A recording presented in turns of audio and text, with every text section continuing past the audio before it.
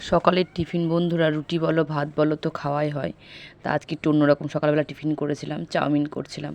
তোমরা সকলেই জানো যে চাউমিন কীভাবে তৈরি করতে হয়, তাও আমি যেভাবে তৈরি করি তোমাদের সঙ্গে একটু শেয়ার করি। দেখো, প্রথমে দেখালাম কী কী সবজি নিয়েছি।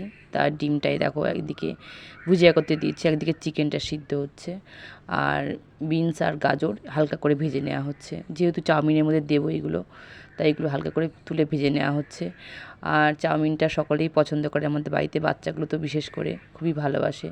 সেজন্য সকালবেলা টিফিনটা করেছিলাম খাওয়ার জন্য। দেখো চাউমিন চিকেনটা হালকা করে ভেজে নিচ্ছি, তারপরে তেলের উপরে এই যে সব কিছু দিয়ে আর কি হালকা হালকা করে মিশিয়ে নিলে জিনিসটা খেতে ভালো লাগে। সস দিয়ে সমস্ত কিছু যেটুকু লাগে, যা প্রয়োজন লাগে সমস্ত কিছু দিয়ে চাউমিনটা পুরো রেডি হয়ে গেছে। এই দেখো সস দিয়ে পুরো প্লেটে সাজিয়ে নিয়ে আমরা খুব মজা করে খেয়েছি বন্ধুরা।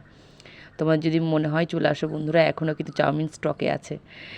আর রান্নার সকালে খাওয়া দাওয়া যেহেতু হয়ে গেছিলো, সকালে খাওয়ার পর তো দুপুরের ব্যবস্থা করতেই হবে। দুপুরে করেছি যে গরম ভাত, আর করেছিলাম ওল ডাঁটার তরকারি। তোমাদের কার কার পছন্দ একটু কমেন্টে জানিও। কাঁঠাল আটি দিয়ে, কাঁঠালের মানে আটিটা দিয়ে আর ওল ডাঁটা দিয়ে তৈরি করলে খেতে খুব ভালো লাগে। সর্ষে কাঁচা লঙ্কা পেস্ট করে দিয়েছিলাম আর পেঁয়াজ ফোড়ন দিয়ে, আর ওল ডাঁটাগুলো কেটে প্রথমে একটু হালকা করে ভাপ দিয়ে নিয়েছিলাম। আর এই দেখো এর মধ্যে আছে পাতলা করে রুই মাছের ঝোল। রুই মাছের ঝোলটা আজ একটু ঝোলই হয়ে গেছে, যেহেতু ডাল করিনি, শুকনো শুকনো খাওয়া যাবে না, এই জন্য ঝোল করেছিলাম।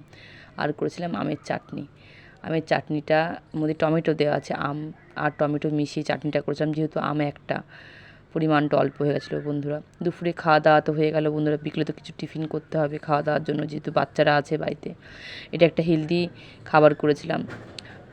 তোমাদের একদিন খাবারটা করবো যে কীভাবে জিনিসটা তৈরি করতে হয়। দেখো কীভাবে তৈরি করেছি। খাবারটা নাম হলো উপমা। এটা একটু অন্যরকম খাবার, তা বাচ্চাদের প্রচণ্ড হেলদি খাবার। এটা টক দই, সুজি আর সমস্ত রকম মানে সবজি দিয়ে, যেমনি বিনস গাজর সমস্ত কিছু দিয়ে একটু আধ ঘন্টার মতো ভিজিয়ে রাখতে হয় টক দইয়ে। তারপরে এই যে তোমার যে জিনিসটা তৈরি করতে হয় তার মধ্যে দিয়ে খাবারটা তৈরি করতে, সস দিয়ে খাবারটা রেডি হয়ে গেছে।